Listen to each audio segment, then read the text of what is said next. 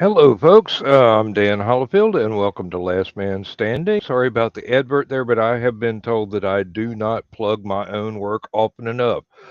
Brian K. Morris would be very upset with me. But here we go. And tonight we have Rich here, and it's a pleasure to have you here for the first time on this show. Thank you. It's not quite as crazy as the Green Room, but it's uh, probably a little more sedate than stupid o'clock, but not much. So that that was a great stupid o'clock tonight. We started off talking about movies so bad they're good, and then it kind of morphed into a discussion of all kinds of not quite high budget movies that each of us Guilty enjoyed. pleasures. Guilty pleasures. That's a good way of putting it. Yes, yes. I've got plenty of those as far as movies and TV shows go. Always been fond of. I've always been fond of Godzilla movies and Gamera and things like that. So I want Universal, or is it no? No. Oh, who the hell has it now? Whoever's doing those um, movies, I want them to do a Gamera movie. Gamera was always my favorite. oh yeah, yeah, yeah. It's not Toho. It's their direct competition. But if you could do modern day Godzilla quality with Gamera, yeah, I'm hey, you do cheesy Gamera. I'm still up for it. You got my $5, you know, or however much a ticket price for a theater is nowadays. I've got Legendary is the one that is doing them now. okay. Yeah, that would be great. That would be great. It took me a long time, and I've finally gotten almost 98% of all the English dubs of the Godzilla movies, and I don't know that I have all of the Gamera movies, but I think I've got three, and as far as I remember, there were maybe five. I was thinking somewhere in that ballpark. And then Mothra really took a big leap out of that and Hmm. became their own thing. Started as a piece out of one of the Godzilla flicks, and then went from being a villain to being its own hero type thing. But then again, same thing with Gamera, same thing with Godzilla too. Hmm. Yeah, yeah. There was a okay, yeah. That made me remember Rodan, and one of the voice actors doing the English dub for that was George Takei, and there were a lot of really famous Asian actors that wound up doing the English dubs for that, and you would know their face if it was not just their voice that you heard. And what surprised me was if you actually sit all the way through the movie and you consider it in the way it was presented, it's actually a love story, not only between the human actors, but in between the two monsters.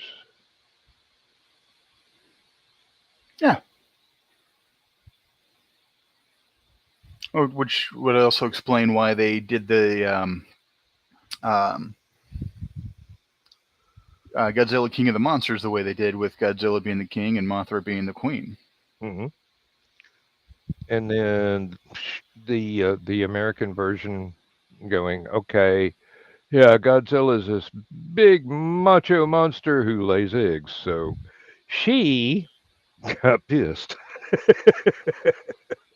Or maybe it's just one of those cases where there are species that, um, in times of stress and uh, low possibilities of reproduction, will go from male to female and start laying eggs. They So, addressed that in the Matthew Broderick mhm, Godzilla from the 90s. That it was actually hermaphroditic. which is actually true to biology, but a lot of people would science challenged people might balk at and go, "Oh, this is stuff Hollywood made up." But no, no, it actually works out. There was a I believe there was a shark in one of the um, marine museums. I'm not sure if it was in Florida or California, and they go, "Okay, this is a male shark for several years," and all of a sudden it gave birth, and they go, "Um, we knew that one was male." So, yeah, not only the reptile species go through that. Some of the things that are, well, not mammalian, but Piscean. Um, Not remembering the exact scientific term for sharks, probably Salachian, but then again, I think that might be tortoises as well. But I write. I'm not a scientist. Okay. I always find it funny when folks are going to a science fiction movie where there's a bunch of monsters, especially in a case like something like Godzilla, and then they start trying to nitpick science. It's like, all right, first off, you're nitpicking science in a movie about a several story monster with atomic breath. Hmm. We left science behind. Yeah, Um, it kind of took a back seat on the way to the theater, yeah, and we didn't miss it whatsoever. Or we left it at the Golden Pantry, or maybe the 7-Eleven. We'll pick it up when it's through with its slushy after the movie. Oh Lord, um, how this is weird. Bill's not here. He's usually here promoting his visits to the auction or stuff that he's bought and whatever. And it's very rare we have a bill-less last man standing, but we will try and muddle through. Uh, so what have you been up to lately? 6'4" and 400 pounds. Oh, wait, sorry, wrong type of what up. No, it's been trying to work on the accountability. Uh, didn't get my accountability in. Okay, technically it was 2 days ago now because it's now midnight, so it's now Sunday here Central. So I didn't get it done on Friday, so I finished it Saturday. So I got like 100 words into it Friday, and then got sucked into the green room and kind of forgot about it. Well, the green room has a magic all of its own that will make you forget about other things. It's quite fun, and I'm definitely glad it doesn't get recorded. So that's where I get the freedom to unleash my inner smartass from time to time. Yeah. And then I got about 214 words into my accountability before I hopped into um, Stupid O'Clock, which I am working on the challenge that you gave me for that one. Oh, So I spent a good portion of the day, you know, looking over, different short story formats and plotting elements and stuff like that. Probably going to go based off of the Harmon story circle more than anything else, because it's the loosest and you got the same beats no matter what you're looking at. It's the really watered down version of the Campbell hero's journey. yes, yes, So it's that only I am 8 points familiar. instead of what like 20 something for Campbell. Yeah, I do Because I think believe. it's near 20 for Campbell. It's like maybe 3 or 4 less for Volger's version of that, and then our Volger's might be 12.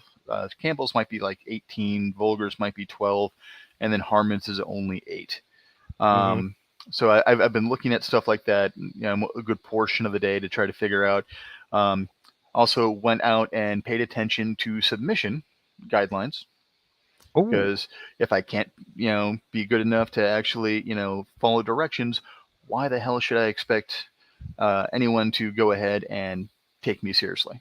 that's one of the things I need to get the new short story editor to put his personal version of um, the guidelines up. Every short story editor we have is asked to go ahead and update the submission guidelines for their section.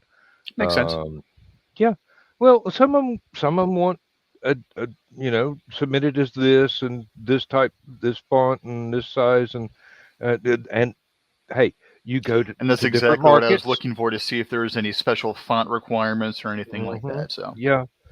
What I have found is that with Aphelion being online, um, don't do paragraph indents.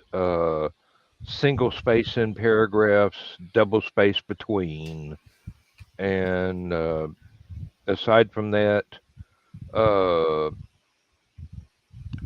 everything shows up as Times New Roman, no matter what font you submit it in, because the web page converts it to Times New Roman. Uh, it really doesn't matter. We get a lot of stuff in Courier or Courier New, and they're following submission guidelines from actual print stuff yeah, instead because you of. go from your mono to your Hmm. multi-space fonts, and yeah, multi-space. I think no, Oh, multi something. um, I don't remember, but yeah, back in the day when your period took up the same amount of space as your M, hmm. um, which back in the day of the two spaces after the period. Exactly. That's why a lot of word processors, if you reach the end of your thought and hit the space bar twice, it puts a period in there for you, whether you want it there or not.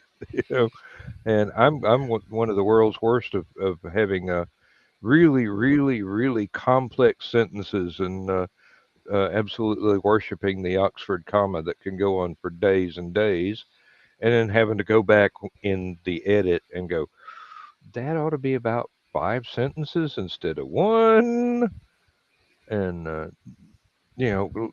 things like that. When you go through, once you've tossed all the words at the page and you get into the um I don't want to say proofreading stage because that's a little more simple than what you're doing. The first edit. Once you've got a first draft and you go into the second draft, you can start spacing things out a little, making the sentences shorter and tighter, making sure that you've got um, not only um, things that spell check will catch, but the words that are spelled correctly but are not exactly the word that you meant. And this is one of the reasons why I hate autocorrect so much, and a lot of people do. Is you will type something and you'll go ahead and hit send, and then you find out it changed something you didn't want it to change, and it makes you look like an idiot. Um, you know that's not the word you meant. Tell me how to spell the word I tried. But no, my wife is pretty much she will do this on the phone, and then she will reread the message that she can no longer edit because it's already been sent, and start cussing a blue streak because she well, one of the things she did for a friend was to line edit a fact book done by one of the more famous researchers, the Jack the Ripper. uh, murders of 1888. I mean, this the guy. I don't think he's with us anymore, but he trusted her editing enough to go. Make sure I've got my commas and semicolons in the right place instead of some of this other stuff. And yeah, um, that book is still in print, and she did not. I don't think she got any official credit for it, but uh, we did get uh, to talk with the fellow in the chat room where she and I first met. That must have been Uh, awesome. It's um, Jack the Ripper is one of my guilty pleasures to go out and take a gander at things here and there and stuff like that. mhm. One of my ideas for a novel is actually based off of the Jack the Ripper murders and time travel. Yeah. Okay. Yeah. You've got stiff competition there. Um, it It's a fairly saturated market, yeah. Yep, it has been done before, and it has been done very well before, but everybody has a different way of approaching it, and a different way of um, well, I don't want to say sticking to the historical facts because there are about three, and aside from the names of the victims, and then you've got arguments about how many victims were there actually, and then you've got um, what type of time travel are you talking about? And hey, it's been done. I've actually got two different Jack the Ripper stories that I have been avoiding writing for about 20, 25, 27 years, something like that, because I don't want him in my head Yeah. long enough to write the story. Um, Now, let alone two different ones, but uh, part of it, uh, yep, I have actually one of our friends who was in the chat room regularly and was writing her own time travel series that had nothing to do with Jack the Ripper went in and she wrote another one that used something quite similar to the idea I had, but in her own unique way. And is oh, uh, if I could buy two copies, I would. Just make sure she got her money's worth out of me. But, and then there are the other people that go, "Oh, I've solved the mystery," and come on into this bunch of people that have been working on it since the 50s, basically. And they're all in this chat room talking to each other and going, "Oh, yeah, yeah, yeah." And then, "Oh, have you check out this new edition of this one?" And this writer comes waltzing in and goes, "Yes, yes, I've solved everything." And within 5 minutes, people are starting to poke holes in her theory. And she spends millions of dollars in promoting the new book, and then an art student proves that her theory is impossible. Nobody even connected with us, but she's down on the ripperologists, as we're called. And Then you had the guy that had the series, what, I think 5, 6 years ago or so, maybe longer. Um, that was the descendant of H. Holmes that was claiming that that Ripper whole, was yep, Holmes. yep. Um, the dates could almost match up, not 100%, but yeah, you could make that argument if you were willing to turn the focus a little bit fuzzy. Uh, Now, not Everything to looks the not same to, when you squint. hey, not to belittle how horrible a murderer that Holmes was. Yeah. Well, Mudgett. Henry Mudgett I think, was his original name. Sounds about Uh, right. H. Holmes was one of his pseudonyms. Um, he was a nasty piece of work in his own right, and well deserving of study of his own. But uh, tying him into um, the Autumn of Terror is probably a bridge too far, basically, to really mangle some metaphors. I do that well. Uh, that's a lot of. I wind up thinking so fast that sometimes I can't get them all in. Hey, Chris, how you doing? Hello, everyone. Hey, Chris. Yes, surprised to see you awake this time of night, but it is Saturday. Yeah, Well, well, it used to be, but yeah, talking a little business with Joe, and then moseyed on I over here. understand. I understand. And Stephanie is writing, and I think Bill's got something to do tomorrow. So, um, but Rich is here, so we're having fun. Um, Pleasure talking. to meet you, Richard. Rich, please. Rich. Okay. I'm a junior. Okay. And um, so my mom had an Irish temper, bad Irish temper. Mm-hmm. Mm, So whenever she was happy with me, I was Rich or Richie. Whenever she was happy with Dad, he was Dick. Whenever she was pissed off at either one of us, it was Richard. And Okay. Mom had such a temper that you didn't go anywhere near her when she was mad, but not mad at you because she'd find a reason to yell at you. It Uh-huh. was so bad that if she said Richard, our dogs and cats would actually get up and leave the room slowly so not to attract my mom's attention. Wow, that's So impressive. my I, father and I would have to sit there and wait. Richard! Richard David! Oh, shit. Richard David Asplin! Why don't you just start with senior or junior? Are you trying to tell me how to be pissed off? No, ma'am. Nope. Yeah, that's the key. When she said your first name, it's getting close. When she said your middle name, like, that ain't good. And then when she said your first, middle, and last name, you knew you were in deep shit. Yep. hmm And Especially if she had to start over every time. Just ooh, it just kept rolling and rolling, and Yep. it would get to the point that my dad and I would just be sitting there like, "What did you do?" I'm not admitting to anything. What did you do? I'm not admitting to anything either.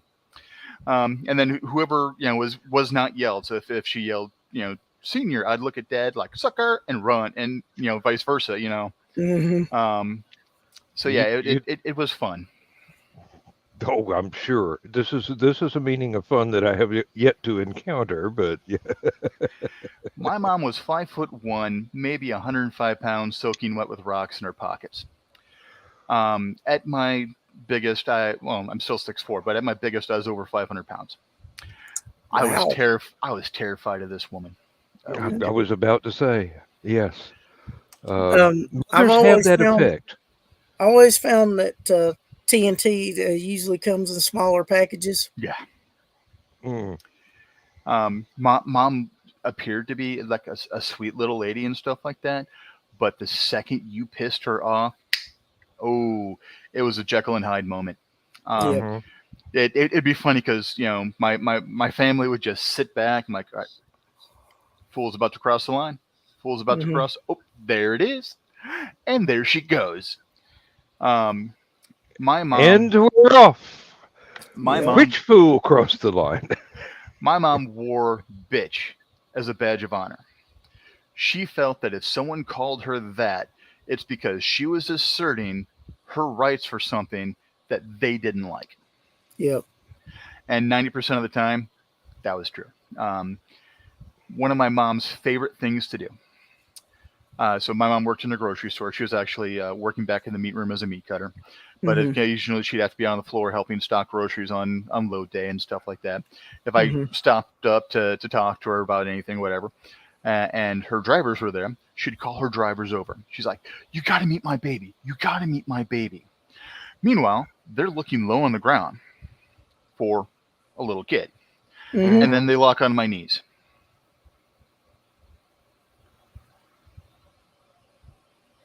how the hell did that happen? I didn't come out full size. I was smaller. Yep. My first thought was, no wonder she's pissed all the time. That must have hurt. Mhm. Well, we hired a part timer at one time. Um, I let one of the guys that'd been there a while, like I had. I'm like, looked over at this kid, looked over at him, like, I don't know what in the hell his parents fed him, but it damn sure worked. And he started chuckling. He said, "You're right, it did." Yeah, it's from my dad's side. It's my dad was 6'1" at his tallest. Mm-hmm. He's actually shrunk down to like 5'7" now. Mm. Because of just the osteo issues with his spine and stuff. But he was Mhm. 6'1". Mhm. His aunt was 6'2", Wow. and her son was 6'10". The funny thing is, that aunt is also my great grandmother on my other side of the family. Okay.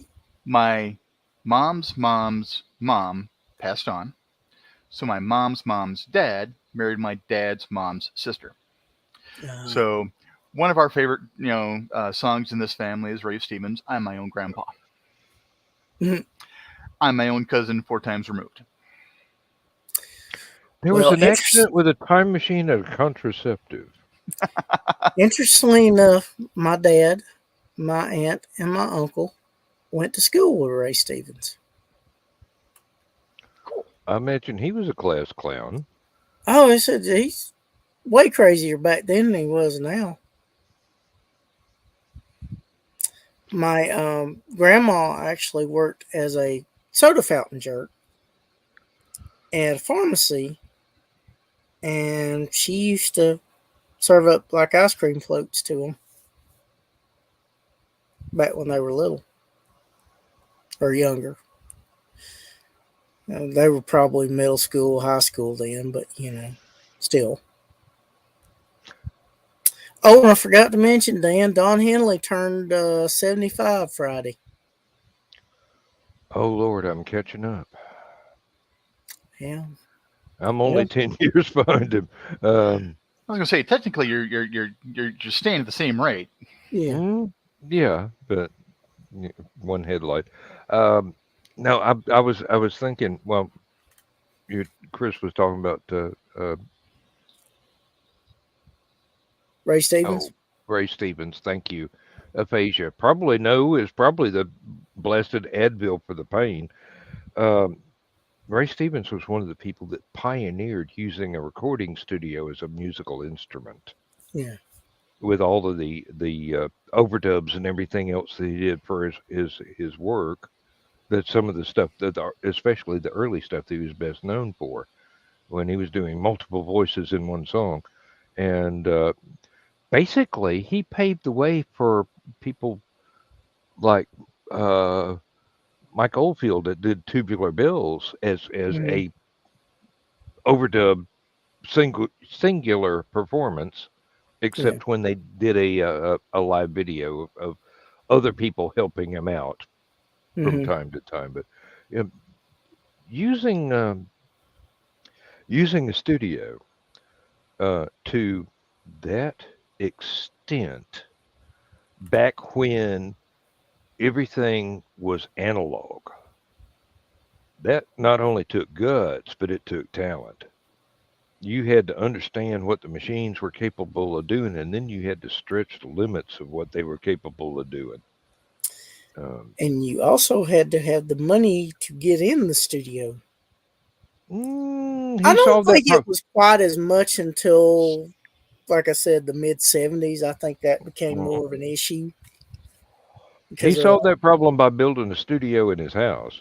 yeah, So he pioneered working from home yeah, as well. You know, Yeah, one of the guys I work with, a good friend, talented individual, and he's one of those individuals that are so talented it makes me sick. I wish I had 1% of his talent. Um, It's back when I started working with him back in the day. As one of the guys I was telling you about, we were playing America's Army. Mhm. I think you were in when we were talking about that. But uh, he put out a CD shortly after we started working together, and he went the Prince route. He played every single instrument into it, and then so he had headphones with everything that he was playing to make sure that he timed everything right. And then he says in his masters, it was hilarious because he would have to set it for so much of a delay, and then he would hear as he's opening the closet door, closing the closet door, because he's recording in a closet, Mhm. so that he's not picking up the rest of the house background noise, and so there's not as much reflection. He's at least getting some absorption from the clothes that are in the closet and stuff like that. Mhm. So, Mhm. but every voice on that CD was him. He produced it. He mastered the sound. He played every single instrument. He even burned every single copy, and he even printed out every single label and had to place the label just right, and all that. So I actually Yep. found the CD case for that when we were moving. Can't find the CD to save my life. I'm kind of sad about that, but he Mhm. promised to send me um, the MP3s for it. So Cool. Really? Yeah. I mean, that's the impressive kind of work that just astounds me, that people have that sort of concentration to be able to keep track of it tenacity. all. Yeah. I mean, you've got to be stubborn as all get out You're because wrestling you've a got grizzly bear. yeah, you've got to get it right. And if you're one of the people that would do that sort of thing, then you've also got this fixation on getting it exactly right. And you wind up doing things over and over and over again until okay, that's a wrap. Got that one. Now let's look or let's look at the next one and work on it. Probably Um, got to be a really good multitasker as well. yeah, Well, yeah. he is an IT technician, so it kind of That comes with the makes sense. territory. Mm. That makes sense. I do stuff similarly with my music now, but it's all in the computer. So all I've got to do is Yeah. sit here and make sure that I get the uh, the instrument voices in the same pitch. Sometimes you hear this absolutely wonderful instrument and you plug it in to the arrangement and you find out it's not just one tone off, it's like 1 3/4 tones off. And you go, okay, can I adjust that? Let's look at the program. I can get it. Oh, no, I can only get it so far. If I get it any further, it's going to really warp the sound. So, okay, let's look for another instrument that does something similar. Um, there was a piece that I did here about 6 months ago, 8 months ago, something like that. I had two different things that I was really happy with. When I put them together, one of them was screwed from the get go, and I finally wound up. I had to drop the one and find something else that was in the correct key. Because the way I work, the stuff that I do, it's like playing with Lego blocks. You're putting little tiny sequences together, little loops, and you build it like you're building something out of Legos. And if you're really careful and you're really lucky, then when you get to the end of putting it all together, it does fit really well. Sometimes you can go in and adjust things a half step or a quarter step up or down, flat or sharp, and it'll get where you need it to be without totally ruining the original instrument recording. Because there's only so much you can do with the program I've got. It's not like I can define all the parameters in there. Yeah. Um, and it's not like it used to be back when I was actually playing live instruments. And thank goodness, because I can get a whole lot more done in one day now than I used to be able to do when I was trying to play things myself. Um, and I've got keyboards and guitars and whatnot scattered around the house, and I don't play anything anymore except the computer. And I'm much better at that than I was with anything else, even back in the day when I was practicing all the time. Yeah. So it shows up on my Bandcamp stuff. There's a couple albums there that are me and the guitar player that uh, talked me into buying a bass because he needed a rhythm guitar player, but bass was good enough. So I was playing rhythm guitar parts on a bass. So I I, I pretty much deduced he was trying to turn me into John Entwistle, but I didn't quite make it. But I sure gave it the good old college try. And now with the computer stuff, it's I can let my creativity flow, but I'm restricted by the loops that I already have. I can't create new ones. So, Um, I just went out to look. There's not anything like that on Humble Bundle at the moment, but every once in a while, Humble Bundle does put out some sound stuff. mhm. So different plugins, different sometimes a full-on uh, piece of software for you to go ahead and be able to have more functionality like that. Now there's a couple things out there for game dev and stuff like that, and looks like there's a Python software bundle that I need to look at a little bit later. But yeah, I don't see anything music at the moment. But those bundles are usually fairly decent. Like sometimes the software bundle, there's a language bundle here for $30 for 57 different items in that humble bundle for the language. 25 for the software for Python, the stuff that's in there. Now there's sound effects and plugins for game audio.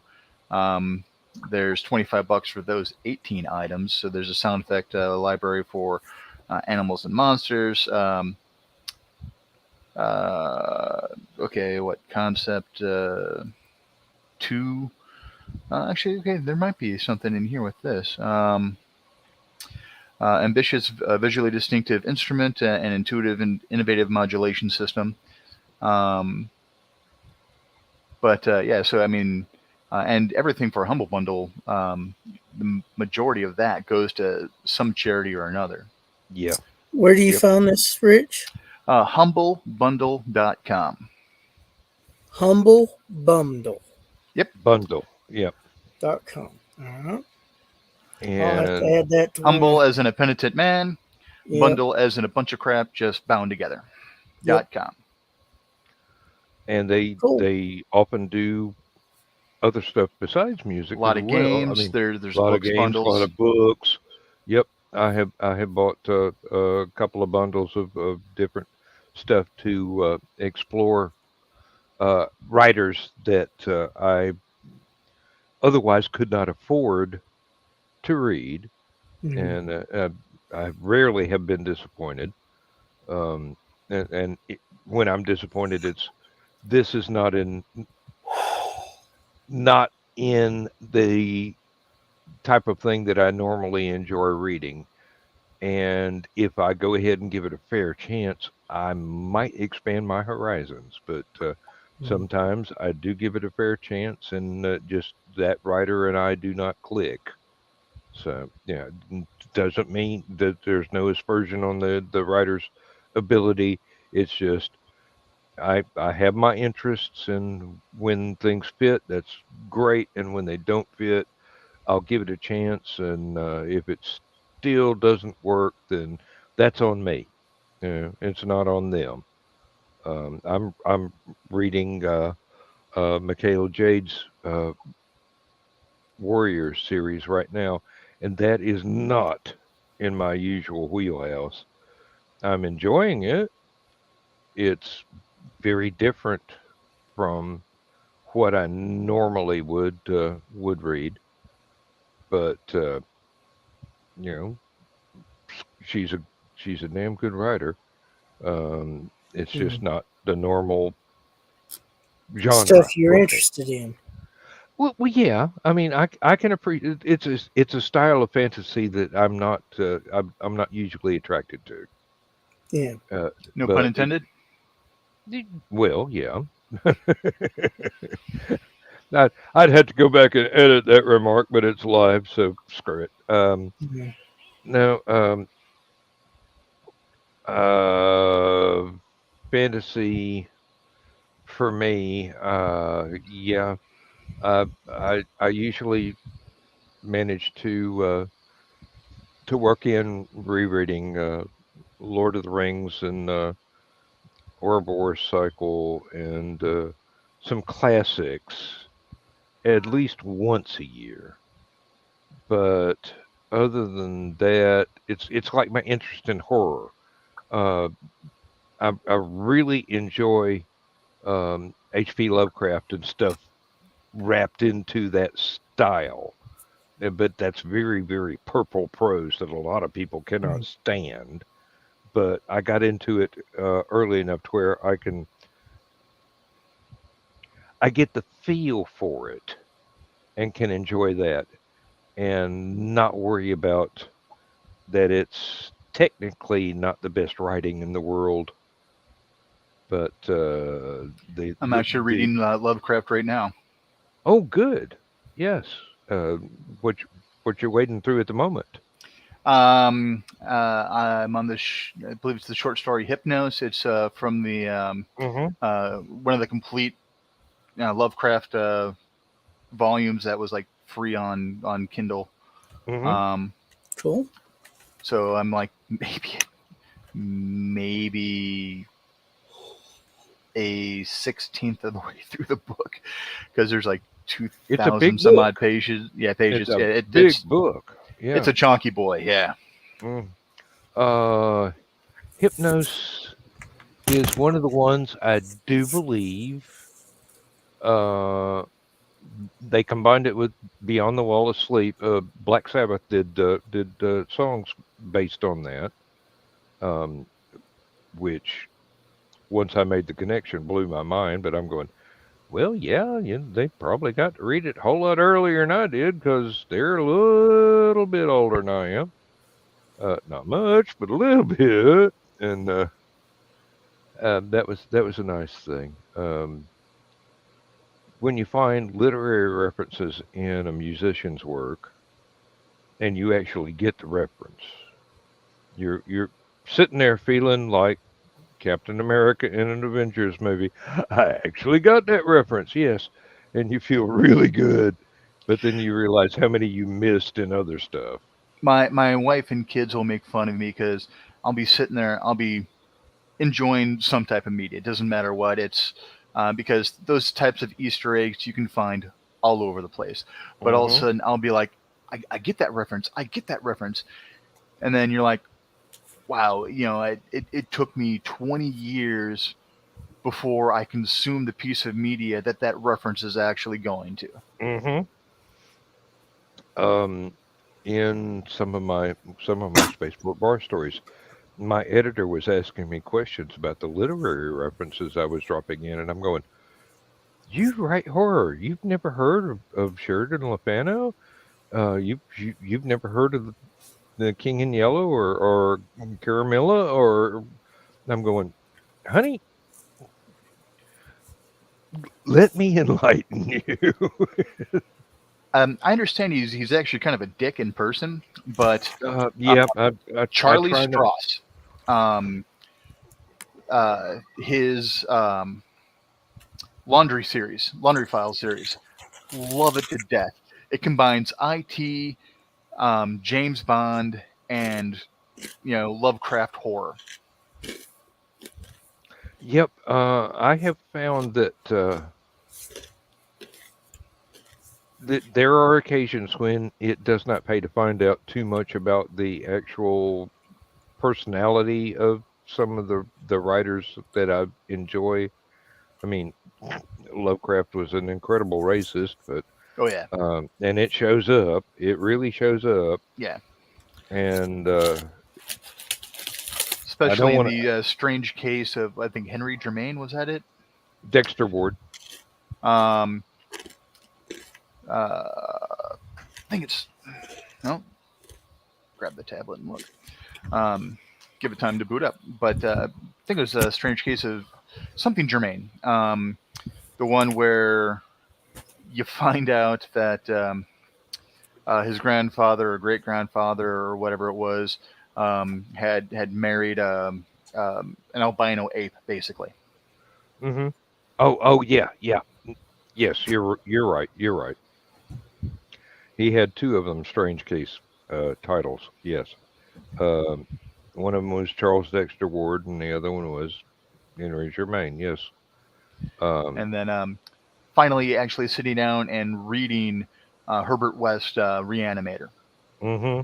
Now, I'd actually had an audio book version of that I listened to, hell, probably 15 years ago. Yeah, I was still in help desk, about 15 years ago.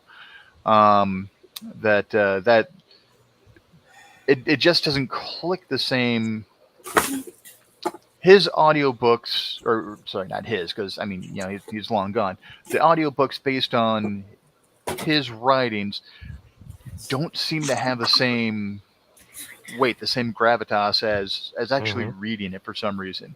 There's others where, you know, it's perfectly good. Just pop in the earbuds, go on my way, on my commute to work, whatever, listen to it, and I can absorb it all. And then just for some reason, you have to sit down with Lovecraft in text, be it on, you know, tablet or what have you, just simply because, you know, it forces you to think a little bit more than just hearing it as you're going on, if that makes any sense. Yeah, it does. It does because audio, you can do other things at the same time, but reading the text, you're just Singular totally focus. you're totally into it. There's a zone, and you're in it. And oh, and speaking of Charles Dexter Ward, once you've read the story, the movies get a little bit richer, but then on the other hand, they get a little bit poorer because you see where they had to change things from the actual text to make the movie work. And actually, it's several movies now.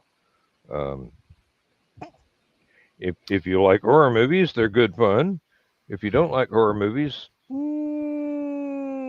keep walking. There'll be something in your wheelhouse coming up later. Yeah, Charles Dexter Ward is about 19 to 20 more stories down in the ebook that I'm reading, and then the Hmm. one right after that is Color Out of Space, Oh, that's a good one. um, That's a good one. It's which disturbing, but it's a good one. um, what was it? So Prime has a movie about Lovecraft, where they Hmm. interview a bunch of writers. I believe Guillermo del Toro was in there, and a few others, and directors and individuals like that. And they started talking about Color Out of Space, and I'm listening to Color Out of Space as they're talking about it, and I'm like, I know I've kind of half-assed paid attention to it when I was listening to the ebook many years ago. But as they were describing it in the movie, I'm like, holy crap, that's that movie Cursed with Will Wheaton from the 80s. And sure enough, like a couple more minutes in, it mentions, you know, that Cursed. And I'm like, holy crap. Um, Hmm. so yeah, it's just one of those where you're like, oh, you know. Oh, and there's also the Reanimator movies made off of the Herbert West Reanimator story. With Jeffrey Combs, yeah, Jeffrey Hmm. Combs. And a lot of people don't realize that's Lovecraft, but it is. And Yeah. mm, Well, a very adapted Lovecraft, but yeah. yeah, yeah. Well, there's if you do it the way he wrote it, you might not get as many seats filled in the theater because it's either going to be too horrifying or too damn boring. Um, yeah, that would have to be a niche movie. Mm-hmm. Yeah, if you know that the city center that you're putting in is going to have 3,000 Lovecraft fanatics that will flock to the theater and keep those seats filled for a couple weeks running, that's when you're going to go ahead and produce something like that. Mm-hmm. There have been a lot of Lovecraftian based movies that did not go out of their way to announce that they were based on a Lovecraft story because it might have been just a little short story, Yeah. and they went ahead and the script writers said, okay, this is a good starting point. Now, what can we do to make to put butts in chairs here in the theater? And depending on which movie company was actually doing the production, is either really, really good or, oh my God, I can't believe they didn't get arrested for this. I would love to see Dagon, and I would love to see the Nameless City done as a even in animation. I think actually I think animation you'd probably be able to come up with it a hell of a lot cheaper, even if it's as expensive as animation is. I will Mm-hmm. learn how to speak here. It's not like I do it for a living. Hmm. Um,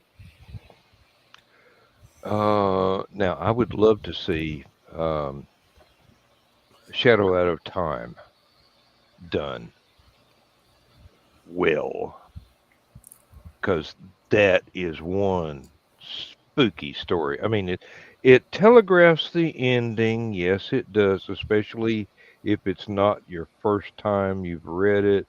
But even years later, and many rereads later, once you're in the flow of the story as a reader, you you're locked in. You're invested. It's the trap has been sprung.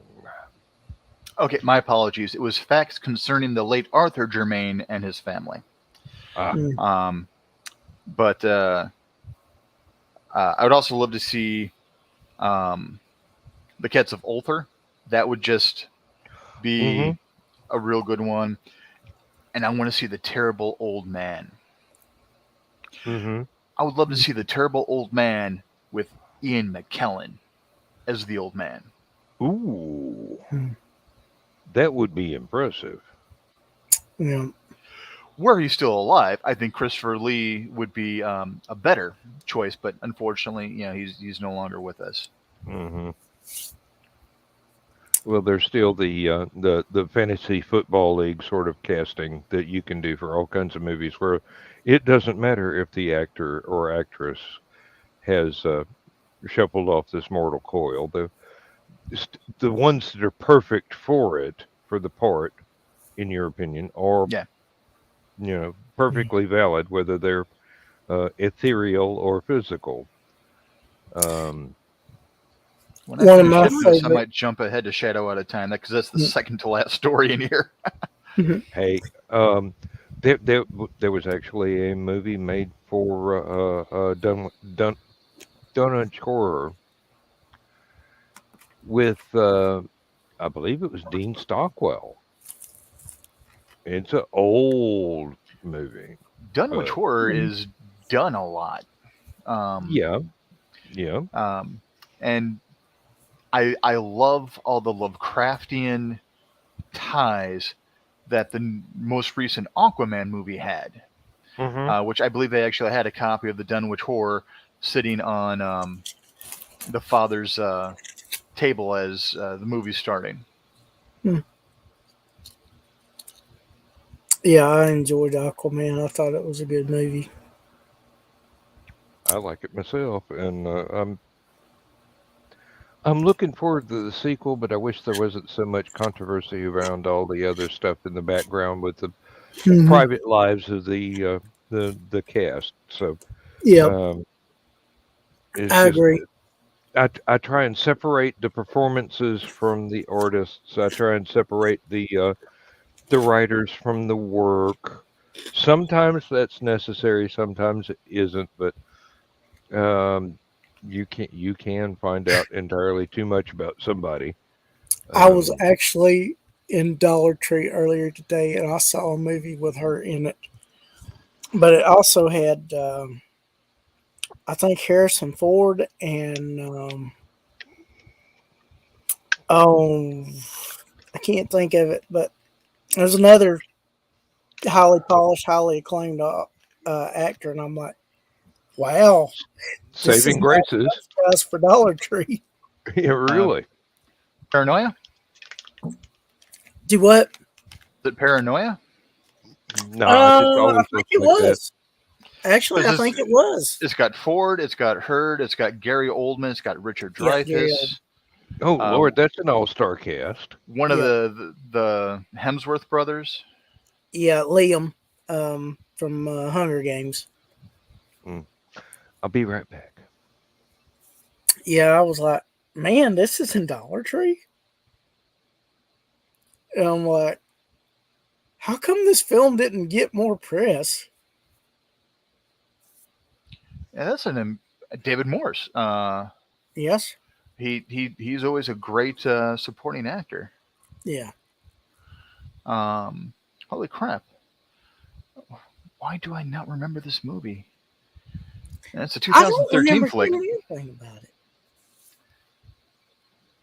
Maybe it got done during the pandemic. I don't No, know. it's a 2013.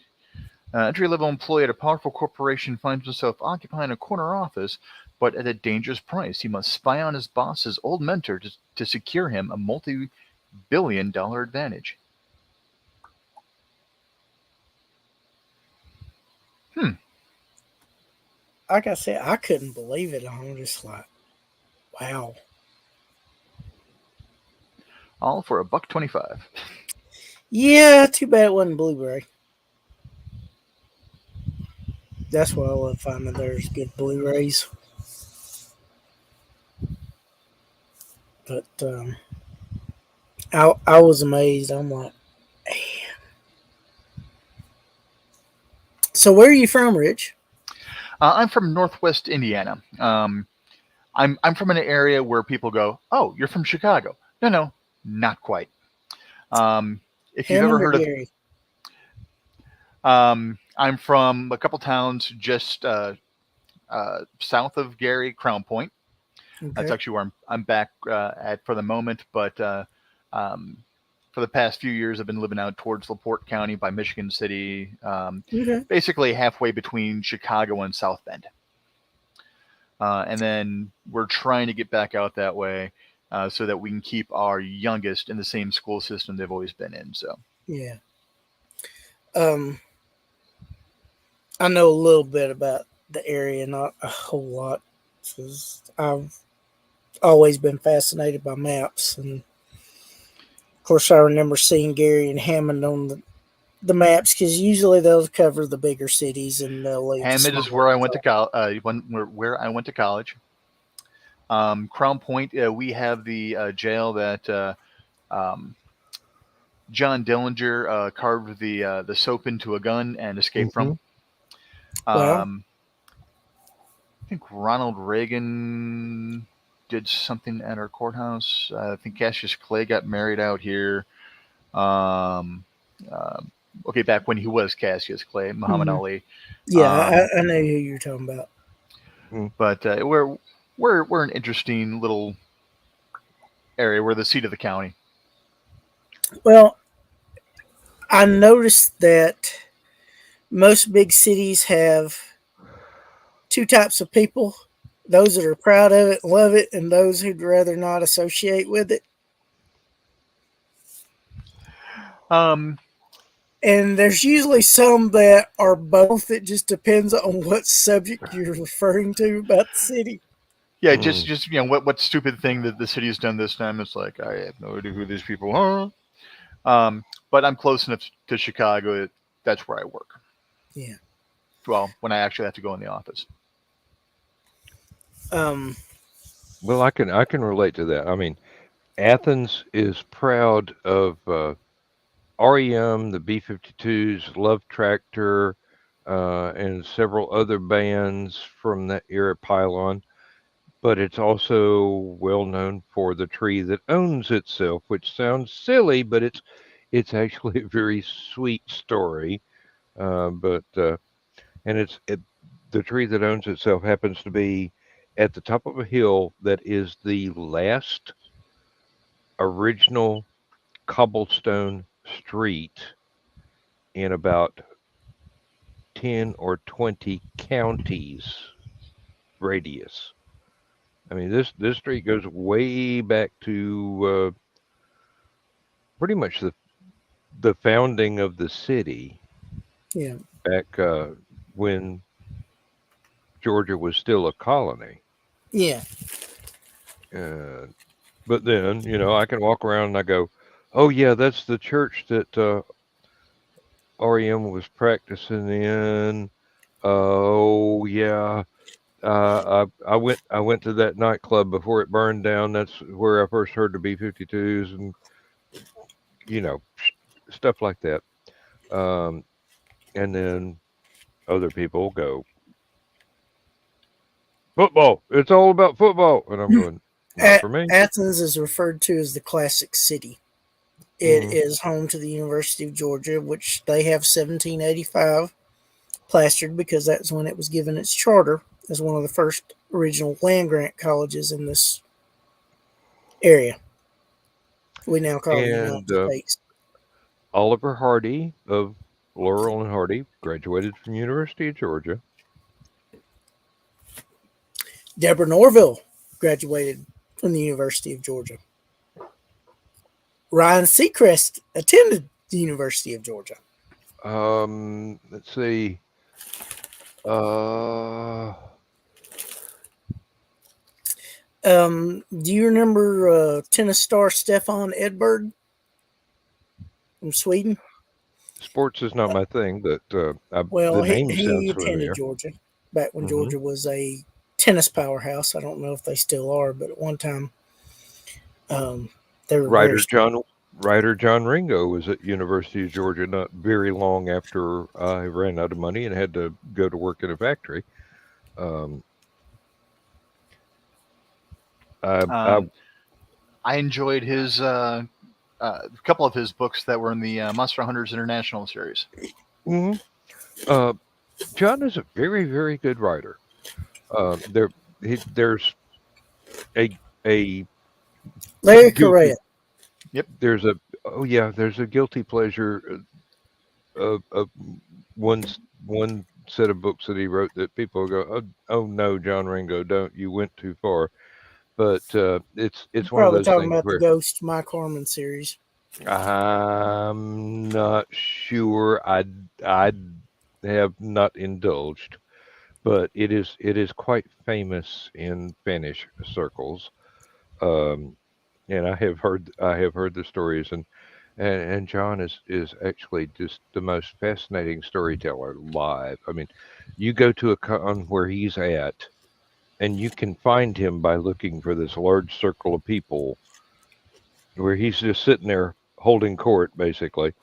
Um, and he's this really, really nice guy, and he's shy beyond belief, but you wouldn't know it because when he's on, he's got his public persona, and it's really loud and outgoing and dominating. But when he's in his Hmm. personal persona, Yeah. he's just the nicest guy you'd ever want to meet. And I have tried to discourage people who have only read about some of the loud and no, well, not in your face, but uh, the more uh, aggressive side that he Over the demonstrates. top. Well, yeah, well, not really over the top. It's just he's putting himself out there. He's got the public persona, which Yeah. takes over, and to a greater or lesser extent, I have that as well myself when I'm on panels. I'm not as quiet and demure as I come across in real life, but uh, when you're in a panel, you want to be as entertaining as you possibly can be because there are potential readers there. Yeah. And if you can sell yourself, you're actually selling your books. Yep. They just don't know it yet. The Well, more you make yourself a memory, the easier it is for that association. Oh, hey, yeah. I heard that person speak once. Oh, hey, didn't something of his get adapted into something? Hey, didn't he Mhm. write for an episode of whatever? It's I mean, that's all I could really think of how Harlan Ellison still kept making money through the years because, from what I understand, was just well, my name in public. Good morning, Mike Uh, Jimmy. hey, Mike, you finally awake? I'm Mike Jimmy. If you got a early, if you got an early start your workday, then there's no point in me sending you a link. But if you've got time for a couple of cups of coffee before you head off to work, I can. Just let me know. And now I sound like Mario Brothers. Uh, hmm. um, How does a yeah, I've Southern met some accent switch fascinating to authors. Italian? Oh yeah, yeah. Um, there's I was astounded at the variety of people that showed up, all the writers at Hallowcon, and I was gratified because I had met so many of them online Hmm. and got to meet them for the first time, as well as you and John. I mean, I'd known Joe Dog for a long time, so I knew what to Yeah. expect from there. But yes, Yeah, hopefully uh, I'll be able to visit a little more and won't be hey, your experiencing the. your job is to put out fires. Um, you know, I was pretty busy last time. yeah. Well, the hotel didn't burn down, so yeah. Yeah, that's part of my job. Make sure it doesn't. Hmm. Oh, yep. Yeah. Chris is Joe Dog's right hand man for the convention. Uh, Skunk works security, as well as DJ, Yep. and a whole lot more. Just general hijinks, and Yep. the rest of us just kind of stand back in awe. Oh God, um, Megan, I cannot praise her enough. Um, Our congenial grill master. this is true, and she is such a nice person to just. Hey, it's too busy and too loud in there. Can I come out and just spend time watching you flick steaks and burgers and whatnot, and maybe we'll be able to talk? Hey, Mike. There we Good go. morning. Morning, Mike. Howdy, How howdy. are how are things on the far side of the pond? Tired. My entire day yesterday was formatting new releases for European slices. Mm-hmm. American comics have a very, very annoying size to do that. So that has been literally 14 hours of my day yesterday. We're Ouch. American. We try to be annoying. It's our purpose in life. No, you succeed. That's not the problem. Yeah. The problem is we're so dang good at it. The man has a point. If you can't be good at it. Exactly. Oh, No, What isn't that a Joe Nichols song? It might be. not But sure. the main Uh, one I think about Joe Nichols is tequila makes her clothes fall off. okay, now I know who you're talking about. And the shake. Mhm. There's country music is not my forte, but there are specific songs that I really enjoy. Neil McCoy. Yeah. If you can't Oh, be good at it. Neil McCoy. yeah. I think about the Wink when I hear his name. Well, it's good to be bad sometimes. Me and Dan are real rock music aficionados. Oh, if it's Chris and me alone, the entire show is about different musicians, different songs, different videos, and we will go off the deep end Yeah. into It's People into are fun. like, stuff. what the hell? Yeah, really.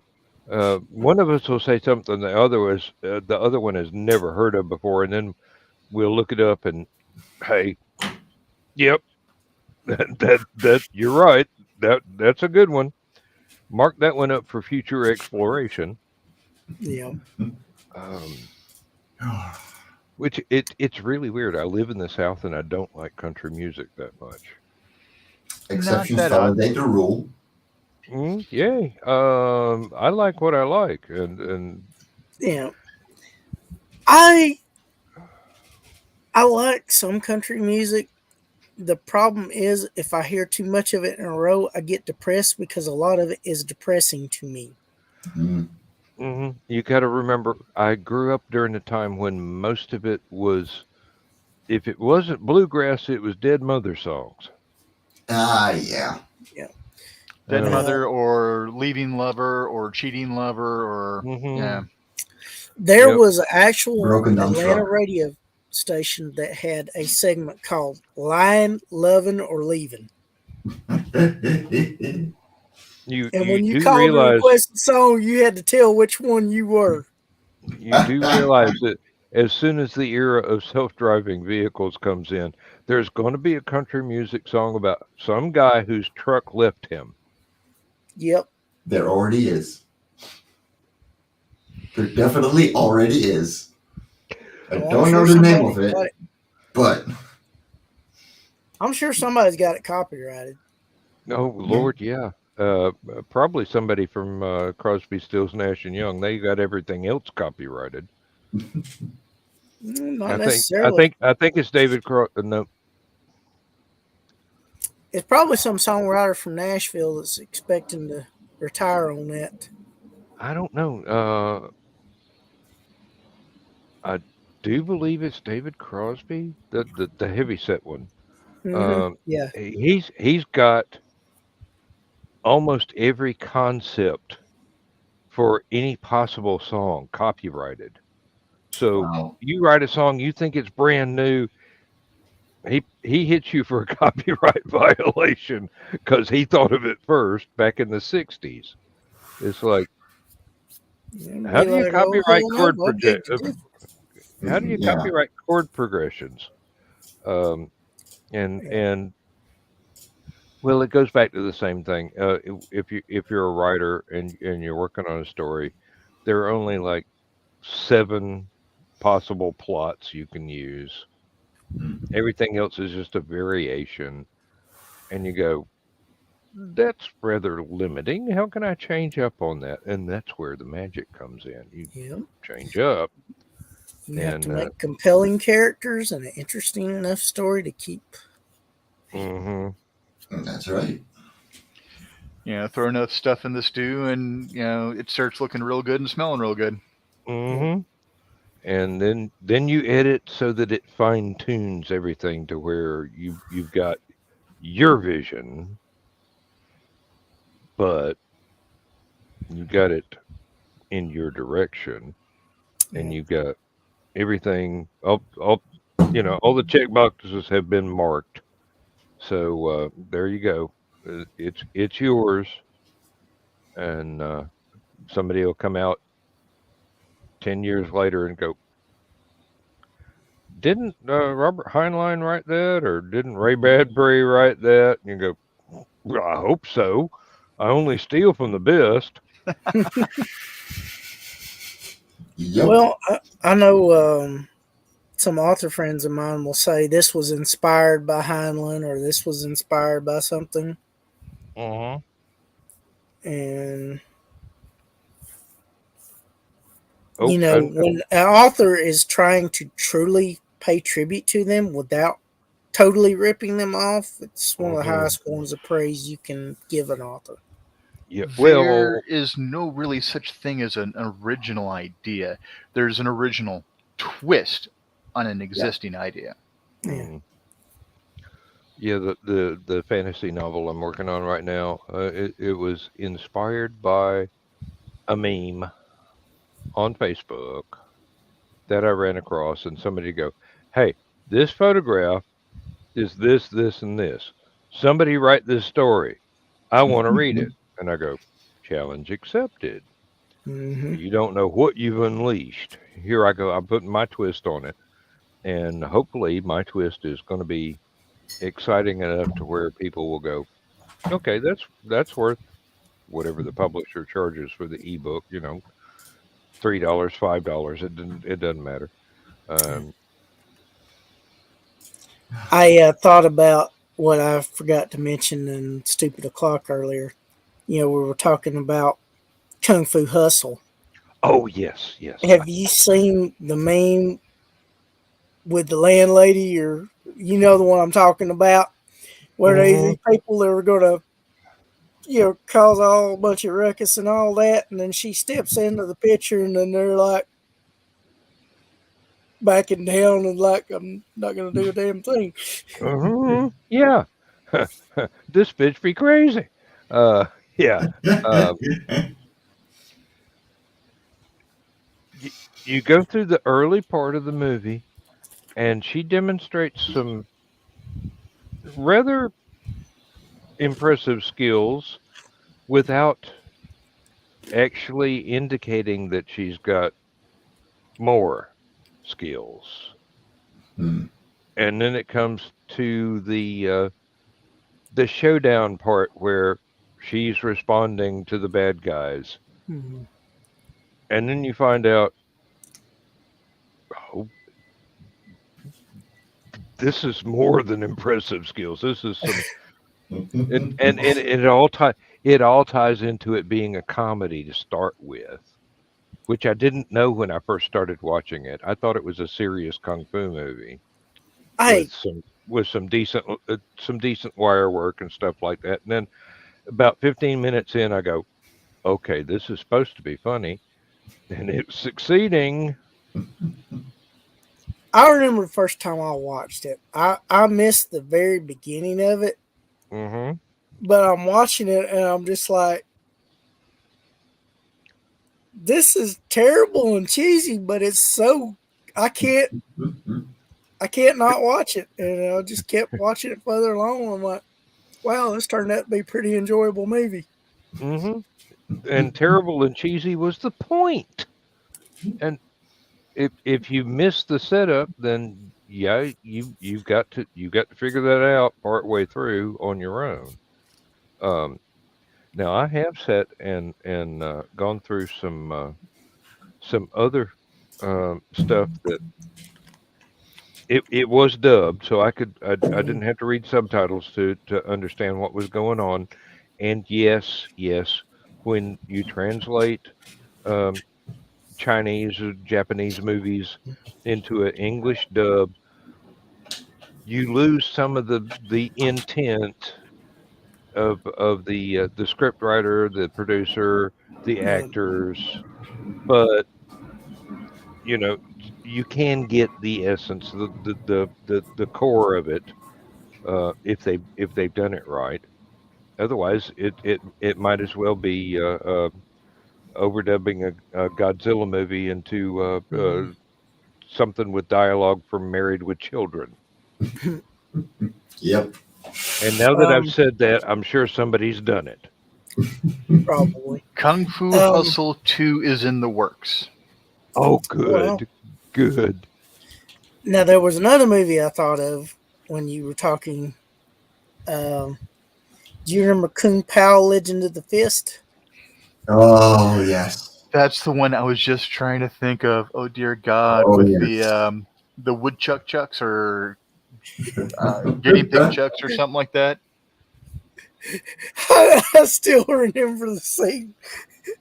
It's so bad where the girl says, "Soon all will be revealed." And he's like, "Oh."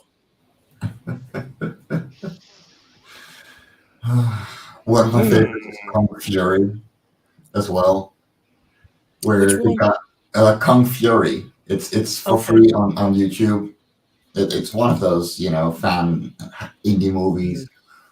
And you got the guy, like, it's dubbed. It's made in England, but it's dubbed into English, quote unquote. So Yeah. you got the guy making a very long speech and nothing is being said, you Mhm. know, and at the end of it, he goes, yes. Just somewhere in the speech, and he just keeps on rambling. Mhm. And it's just like, yep, that's dubbing Hmm. for it. David Hasselhoff, Arnold Schwarzenegger, Michael Fassbender. Am I looking at the right Kung Fury? That is entirely. Uh, Could be. yeah. Yeah. I must okay, scribble this one down as well. Now, It's just for free on YouTube. It is hilarious. now I will tell you a movie I enjoyed back when I was little. It's got two different names. It's known as The Big Brawl and Battle Creek Brawl, and it's got a young Jackie Chan in it Hmm. and Christine DeBelle, who was one of the best looking young actresses of the day. And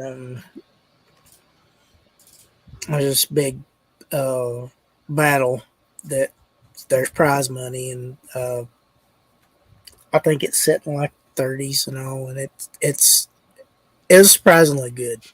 Hmm. Yeah, the one does ring a bell, but I don't think I've seen it. Well, like I said, I it when I saw it, it was called the Big Brawl, but it's also known by Battle Creek Brawl. Hmm. So I guess it just depends on whoever had the rights at the time. Hmm. And sometimes they'll rename something to try and generate more interest. Yeah. There was one I was trying to think of while we were talking about movies that were so bad they were good, and I finally did. It's The Wraith. Oh, I love the With Wraith. Charlie Sheen? Yeah, Hmm. Oh, okay. Yeah. I get in trouble whenever I want to watch that. Yeah. Sherry Lynn Finn. Well, my wife is overly Baptist. Well, okay, take it back. Hmm. She was overly Baptist. I've cured her of some of that. And if anyone is Baptist, I apologize. I use that because a Baptist church one time told me my mom was going to hell because she was Methodist, not Baptist. Caused a whole Yeah. big weird thing. And Hmm. there's two really sketchy mega Baptist churches in my area. Um, so I have no problem with people who worship in the Baptist faith. I have a problem with Baptists. Um, but my wife's parents are very Southern Baptist, two different flavors of Southern Baptist. But so Mhm. my wife, when we got married, it's very surprising that we ended up together because my wife is actually fairly proper and fairly nice and stuff like that. And well, my tag right here says it all. I've got no problem being a dick. But anyways, um, oh hell, where was I going with this? I was mentioning wife Watching The being overly Wraith and Baptist, getting in right? trouble. Because okay, my wife's former husband did some really shady stuff and cheated on her and stuff like that. So Hmm. she is very. When she was with him, she wasn't concerned about that type of content in film and movies and stuff like that. Hmm. But when she married me, she was much more worried about that kind of thing because of things that had happened in the past. So, Hmm. if I'm watching something and I forget that it had any type of frontal nudity on a woman. Oh I yeah, you got to be careful to watch the TV edit instead yeah, of Yeah. the yeah. and there were a few movies that I'd only seen the TV edit, so I wasn't aware of stuff, and all of a sudden it's like, oh. But on the other hand, one of my favorite things to do is because whenever she sees male nudity on screen, she immediately covers her eyes, looks to the side, and stuff like that. So Oh yeah. I'll pause the TV. I'm like, okay, it's safe to look now, and then hit play. She has seen Gerard Depardieu's ass in The Man in the Iron Mask so many times it's not even funny. Yeah, and I bet she still has an appreciation of Mel Gibson for one of the oh Lord, now I can't remember the name of the damn movie. It was Lethal Weapon. Lethal Yeah. Weapon, yes, the original. Yeah, yeah.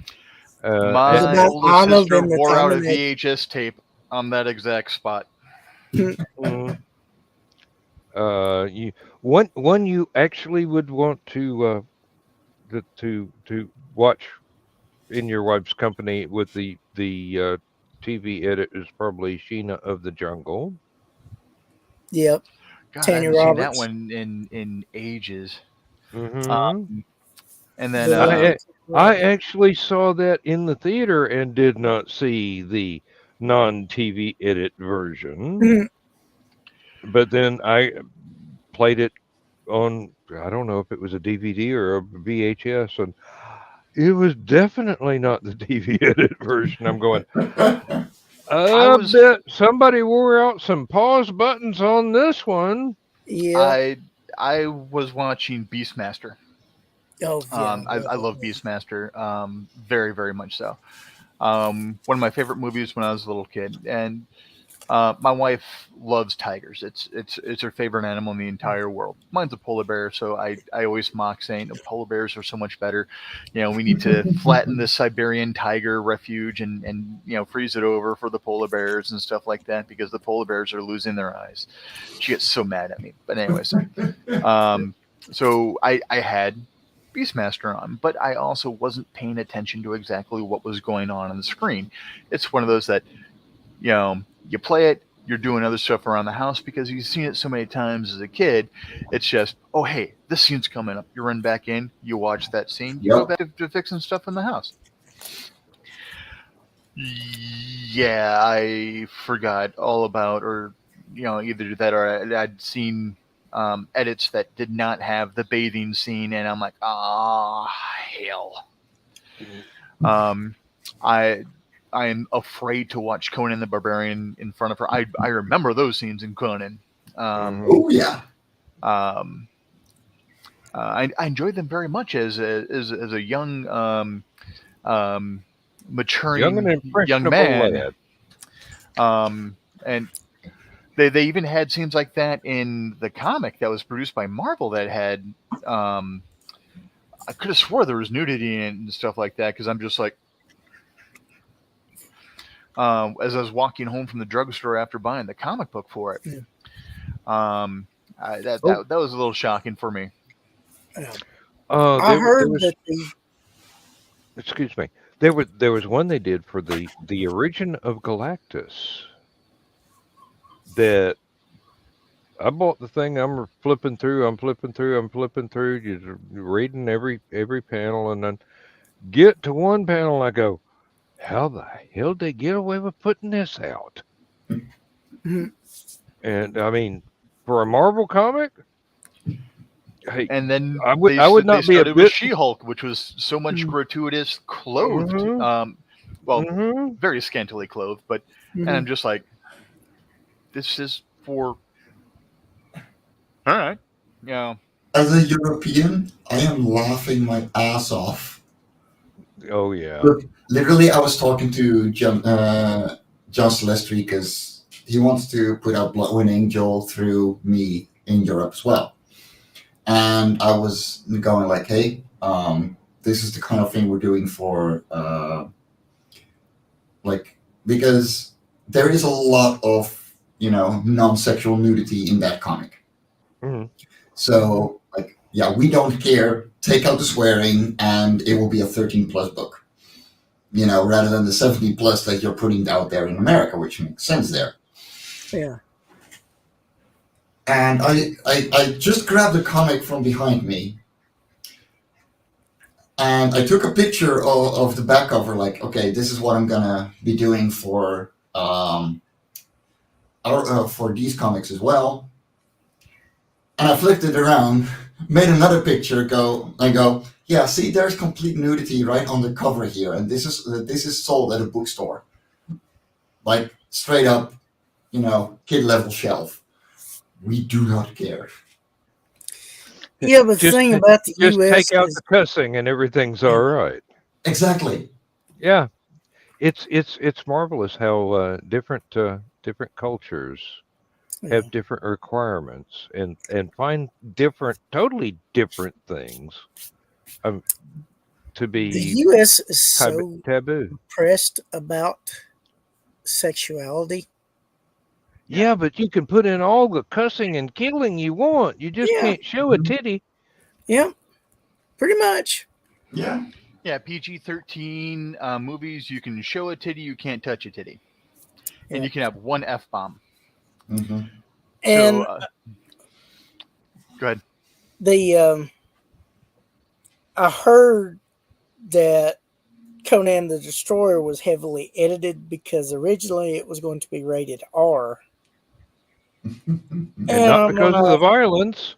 And I'm just like, oh man, I miss getting to see Olivia Diabo. Mm-hmm. Mm-hmm. She has a sister. Yeah, Marianne. She was in The Living Daylights with Timothy Dalton. Yes. Olivia was prettier. They look very much I mean, neither one of them bad, but if I had to pick one over the other, I'd pick Olivia. I'd have to do a test drive. My manager made the mistake of saying that something needed to be PG-13, related or rated as far as how we were doing something like that. I'm like, you really want to give that to me? Because PG-13 means I can use shit, I can use damn, and I can use one F-bomb. I'm like, and if you're thinking about, okay, every 90 minutes is roughly what the film would be, so it means I can drop one F-bomb every 90 minutes. And she's like, no, you told me PG-13. So she's heavily edited the way she gives me instructions now. I'm like, you don't give that kind of freedom to a smartass who loves to swear. Mm-hmm. Yeah.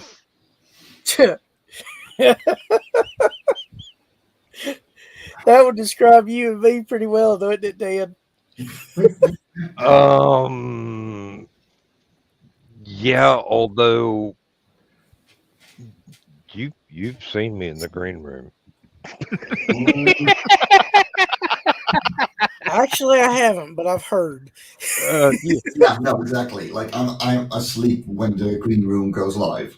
I'm at work, and by the time I get done, everybody's about burnt out because it's about 4 hours later. Yeah. Basically, the green room is where I go when I need to relax and it's time to let off some steam. Mm-hmm. Well, let off the brakes. Basically, let's just put these filters aside for right now. Trust me, I need one of those places at the moment. Oh my god! I have to say, Nick introduced me to the right group of folks. Nick's an awesome guy. Mm-hmm. Yeah. Very broken, but I love him to death. Yeah. And that night he came in on me and Dan talking about music. He's like, "Oh my god."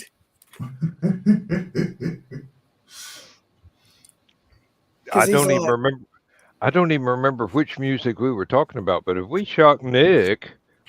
Oh, he was happy. He's like, "How do y'all know this stuff?" He's like, "I thought I was the only one that knew anything about this." No, you're not. You're never the only one. I don't know about Chris, but I'm old. Oh, I Yeah, just, Nick's a very eclectic guy. yeah, yeah. He's eclectic, and like I said, he's so entertaining. But Hmm. I still want to see a show with Nick and Ryan and Bill, and there's one other person that needs to be on that show. Nita, And no, no, oh no, boy. no.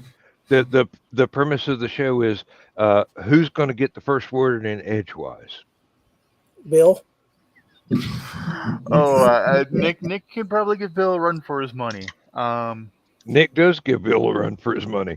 yeah. I've seen it happen, and Ryan Permission can do exactly the same. Um, but I wish I could remember the fourth It for would that have to be battle. done through Nick's StreamYard. Otherwise, they would run out of uh, amount of time that they could stream. Mm, they could probably do it. Through Brian K. Morris. Yeah. They Nick's could probably do it as a Facebook chat not that too. Yeah, because n- none of them would be having to worry about dropping an F bomb or anything else. It's just the amount of flow that the conversation would take. It would just be like there's Flow and there's Drift. there's a little teeny tiny fuse that leads off to a Saturn V rocket, Hmm. and the Saturn V rocket would be all of them trying to talk at the same time. Oh yeah.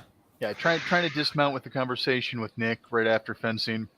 Mm, We have to get down to fencing around 8 or so. We have a meal, and about 3:30 or so, I'm looking at my watch, going, I really need to go home. I've got to take a shower in just a few minutes and go to work. Uh, hmm. Yep. but He's got so much energy. Yeah. He really does. And when you're around somebody like that, you kind of absorb energy from them, whether you want to or not. yeah, Yeah. He's also not tiring with his energy. Because I know quite a few people that just make it about them and therefore it's very tiring. He does not. And he gives yeah, you the time to respond and actually make it a dialogue.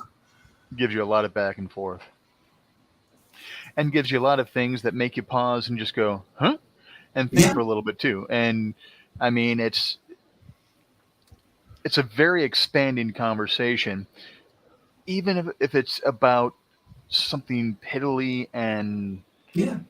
and something you would normally just not pay attention to because it's so much background noise that all of a sudden you're looking at this pebble that you walked by 18 million times and noticed that the striations make it look like it was painted. It's it's both exhausting and refreshing. Yeah, and somebody that can make you think. Yes. That's Oh, fun. That is fun to encounter. Um, I've always loved that, and um, that's one of my favorite things about going to a convention because there's always somebody around there you can get into a conversation with, and they're it's almost a universal constant. You're gonna run into somebody that stretches your brain because you never considered stuff from that point of view before, even if it's some ordinary thing, or if it's some extraordinary thing you've never encountered before in your life. You go, I want to find out more about that, or yeah, oh because you wow. create a synergy together in that Hmm. conversation. Yeah.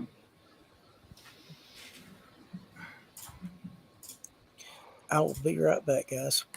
Really? That's one of the things I find the most fun about going to a convention is all the conversations that you can just kind of accidentally stumble into. Yes. You're not trying to instigate anything. You're walking through. You want to go get a drink. You want to go and get a sandwich, and you walk past these people that are talking, and you hear something that makes you go, Hold on. "Hello, do you mind if I cut in?" And it can be absolutely amazing. It can be absolutely amazing. Then also, as a counterpoint, there are conversations you walk past and you overhear something, you go, keep walking. Mhm. All right, time to get my steps in. Hmm. Vroom. Where'd they hide that elevator? Uh, The problem for oh, me at cons is that I don't like going to them. I only like tabling them. mm, So when it comes down to actually being at cons, like 90% of the time, I have a con buddy that helps me selling and stuff like that. But 90% of the time, like they don't know what they're actually selling, so I have to go out for a quick smoke, run back, and hope to God that it didn't like pass 5 people that I could have made a sale to, hmm. because most of them are awful at selling. I have one of them who knows literally every single Marvel character, which makes it so fun because he just pulls in everybody. But yeah, it's and the biggest audience that we have for comic conventions without the comic collector cons included, where the average age is about 16, and they're Hmm. talking about anime and manga. Yeah, uh, I've been in that sort of situation, knew nothing about what they were talking about. You And then somebody drop a reference to something I actually did know so I could contribute to the conversation. Yeah. But I made sure that I stayed to the point, short and sweet, because they were going to go back to the anime and manga that I didn't know anything about. I didn't want to look like an idiot. Yeah. I don't need any help in that respect. I can do that all on my own.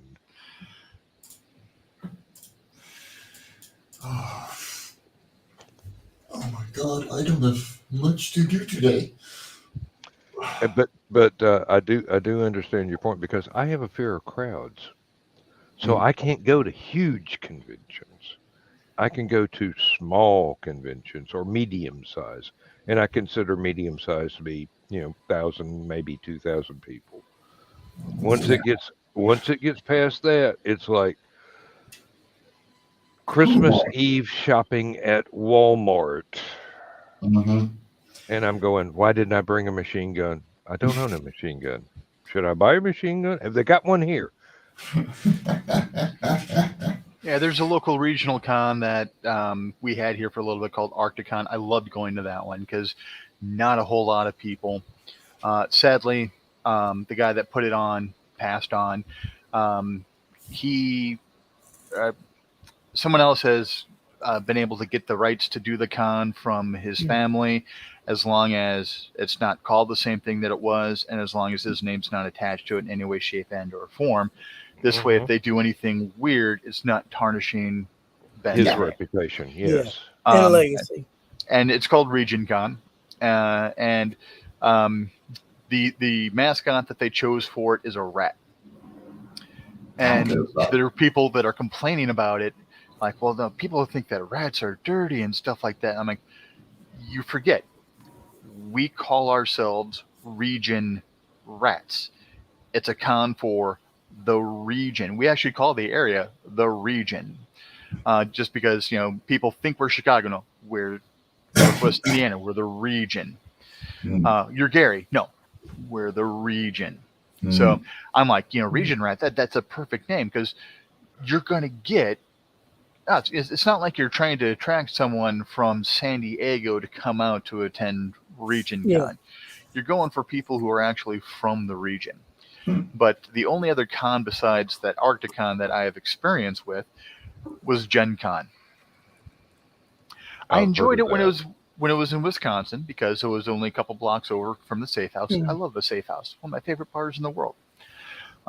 And I sampled. Okay, granted, my version of the world is Wisconsin, Northeast Illinois, Northwest Indiana, and a couple of bars in Nashville that I don't really recall because it was New Year's Eve weekend and I was really, really drunk, and we were at some type of thing at the Grand Ole Opry and Crazy Horse and all that stuff. But anyways, but Gen Con is so paralyzing for me. I'm like, I need to step into a room with what? But I also have bull in a china shop syndrome, as I like to call it, or if we want to go comics, Superman's cardboard world type of a thing, where I'm 6 foot, I'm 6'4", I'm still 400-ish pounds. It's very easy for me to turn slightly and knock somebody over. So the entire time I'm just making sure I don't knock people over, and it's so packed, and it's just ridiculous. I spend most of the time just doing a quick tour of the expo center, seeing what cool shit there is to buy, and then just going off to a corner with my goods and waiting for my friends to finish all the panels and stuff that they're attending, and then go back to the hotel at the end of the day. But I'm not fond of packed areas myself. Well, he don't have to worry about that at Hallowcon, that's for sure. Oh yeah, that's a nice tiny one. Yes, it's beautiful. Or and even LibertyCon, they've just gone up to a 1,000 membership limit. It used to be 750. Wow. And yeah, it was great. It was great. It was just enough people there to where everybody, every writer, every vendor, everybody had somebody there that was there just for them. That's the best. Yeah. Yeah, and it's what I like best of the cons that you come away from going, that was like a family reunion. Mm-hmm. That was just perfect. But with my problem, I will not be going to Dragon Con or like I guess San Diego Comic Con or New York Comic, any of those huge shows, because I can't take that many people in that small of a space. And you look around and see how big the space is, but it's still, that's an entire city's worth of people packed into one convention. Well, San Diego Comic Con, from what I understand, they only select the cool kids to get in because not everybody can get in to begin with. And Dragon Con's not that way, but you have so many people in such a compact area that I know some people that have literally had panic attacks because of all the massive people there. 40,000 people at one convention is a little bit more than I can stand. Shoot, it's 80,000, and that's 80,000 now. numbers. Yeah. Well, it was. Yeah, 40,000 is what we expect at Dutch Comic Con. 40 to 50,000. It's still too rich for my blood. Okay, so the convention center in Utrecht, it's in smack dab the middle of the Netherlands. Keep in mind, the Netherlands is a piece of dust on the world map. So, for 50,000 people, it is still the biggest one we have. I have been to San Diego. My hostel was actually right next to the San Diego Convention Center. Dutch Comic Con is bigger than the SDCC. Wow. So, like the convention space is bigger. Oh, okay. We have 50,000 people, give or take. I think they're actually going up. That is still a good-sized city to my mind. Oh, yeah. No, it's bigger than it's about half the size of my entire city, which is 5 towns combined. So How do yeah, you feel about 1,500, Dan? Oh, anything? I think my practical limit is around 2,000, but Okay. Have you ever heard of Balticon? I have. I've heard of it. I don't know if any of my friends are still going, but I know a lot of my writer friends, used to love going to Balticon because they had just great writer tracks and stuff like that. So, Interesting. About every other year, the Jack the Ripper folks have a U.S. convention, which they alternate with a convention in England. But we're talking about maybe 600 people at the most. okay. So the teeny tiny thing. I've never been able to go to one here or on the other side of the pond. But I would know everybody there because Yeah. the chat room and whatnot. Even though I hadn't been there in years, it's kind of a. Um, I wouldn't say the interest is fading, but it's getting to a lot of uh, the guiding lights of the research are of an age, and it's you well, it's like fandom anywhere. You're losing the senior members. yeah. Yeah. Um, I mean, here we've just lost one of the fellows who's was a regular at LibertyCon, and he'd not been in good health for the last 4 or 5 years that I know of. But I've been on panels with him. He's just so much fun and just full of advice on writing. But and it's not going to be the same anymore. Yeah. Uh, but that's neither here nor there. That's Guys, I why. shared a map in the private chat of downtown Atlanta. There are 5 major hotels that make up the host hotels of Dragon Con: the Wow. Hyatt, the Hilton, the Marriott Marquis, the Western Peachtree Plaza, and the Sheridan. Wow. They span several city blocks. I was gonna say that is gigantic. Yeah, but And it also uses the Atlanta Merchandise Mart for the dealer's rooms. There's 4 separate buildings in the Merchandise Mart, and it occupies just about all of them, or at least 2 of them. is the battery dying in my headset, or is one of y'all having a computer talking to you in your ear? Um, not having any issues for me. I don't know. You might be hearing my fan in the background, Dan. No, no, it's a voice. It's a female voice, and it's probably my headset because I forgot to charge it up fully before we got Oh, started with Stupid O'Clock tonight. Mm. I've never actually used the thing until it went totally dead.